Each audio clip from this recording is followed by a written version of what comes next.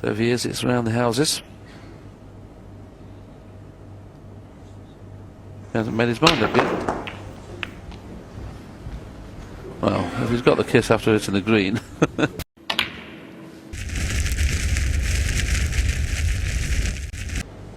But he has lost the last 6 on the trot. Now, whoever you are, that starts to give a little scar. He needs to get a frame on the board and quickly just to stop the rot.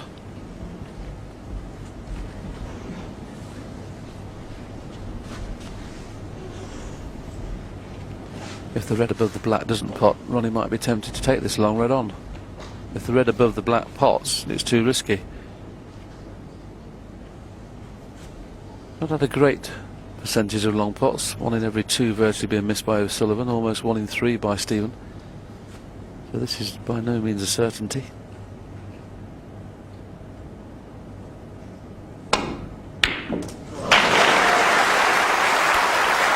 John just hit the nail on the head a few moments ago when we were talking about the shot he played from brown to the last red. The way he's cueing is hitting the ball so beautifully. And to do it without the power, John, that makes the pot a lot easier, doesn't it? Oh, when he's cueing, it's just unbelievable. I mean, he just gets the cue through the white ball with no effort, and so smooth, and that's how he gets so much spin, as you say, without any effort. 9. Now the reds are open. He'd like to get on the red that's just above the black. If he could somehow get to that red, he'd clear the black for both corner pockets, and this could be a frame winning opportunity. Even without that, you get the feeling it will be. Is it worth the risk now, John, off the yellow to screw straight up through the gap? Well, I was thinking of that, but Ronnie's having a look at alternative reds, and he's now looking at the brown as a possibility for position. Maybe he feels by playing for a red in the middle of the table, he's got a couple of reds to play for rather than just play for the 1 red. You're always a great believer in leaving yourself choices.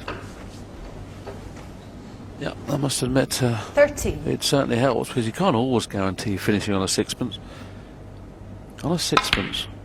We used to say that in the billiard halls, didn't we, on a 6pence, but I suppose it's on a 5p now.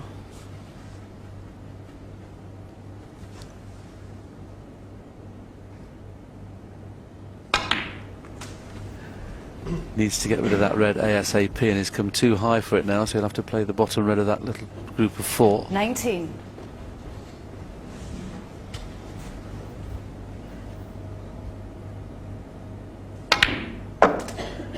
20.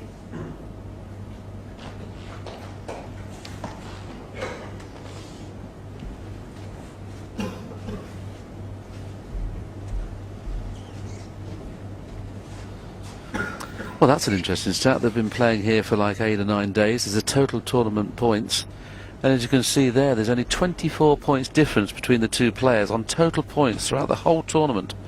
3,903, 3,879.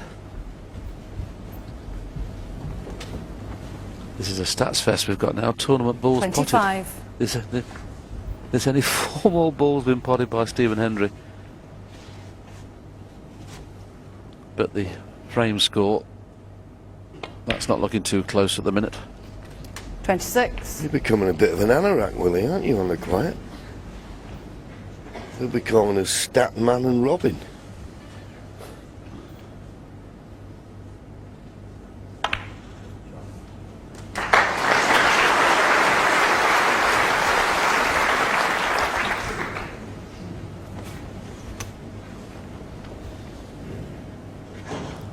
Still struggling because of that red.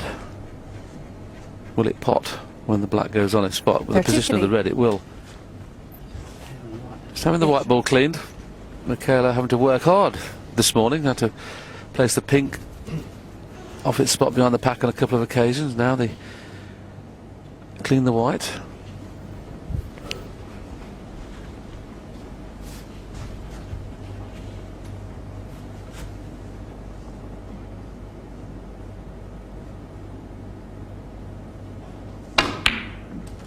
$34. It's looking quite ominous at the moment, John.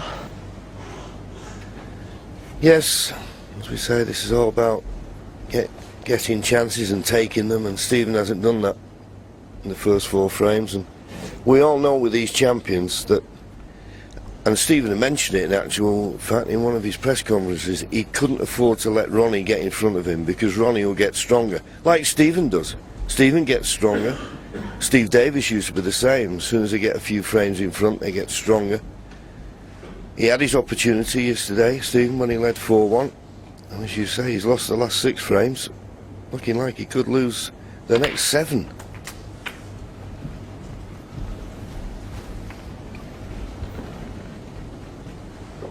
$41.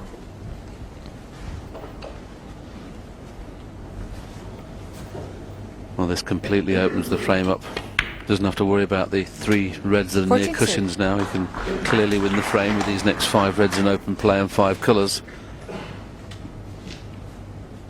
He's had spells in this tournament where he's looked unbeatable, but he's also had spells in the tournament where he almost looks like he's not really interested, and you just got to hope, if you're his opponent, that he has a couple of those sessions where he seems to be not at ease with 49. himself, because when he's at ease with himself, he's playing as good as I've seen him play.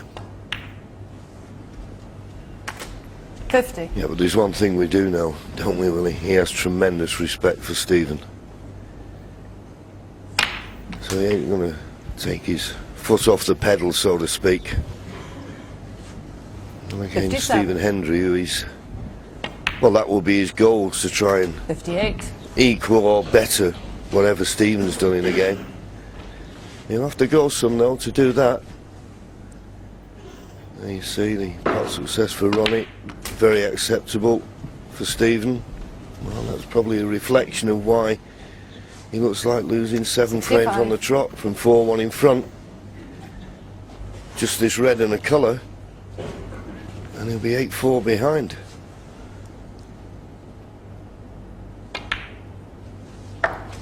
$66.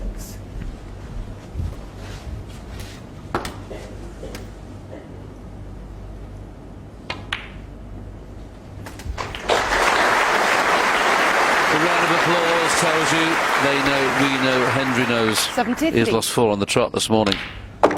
74. And the only thing missing from this morning's session, the way Ronnie's played, is a century. It's going to be tough to get one. He was a little unlucky in frame 9 where he broke down on 93. 80. Left the angle, I 81. think, to be able to nudge the other red into play. That's what he's tried to do. Maybe a little bit too low. So if he is, it's around the houses. He hasn't made his mind up yet. Well, if he's got the kiss after hitting the green. 87. They're hard to please, this audience, aren't they? They're getting used to it this morning, John. He's playing too good. Well, once again, no century, but the standard of play from O'Sullivan is outstanding. Stephen will be very disappointed. Could have won 3 of the 4. He hasn't. He's lost all 4 and trails by 8.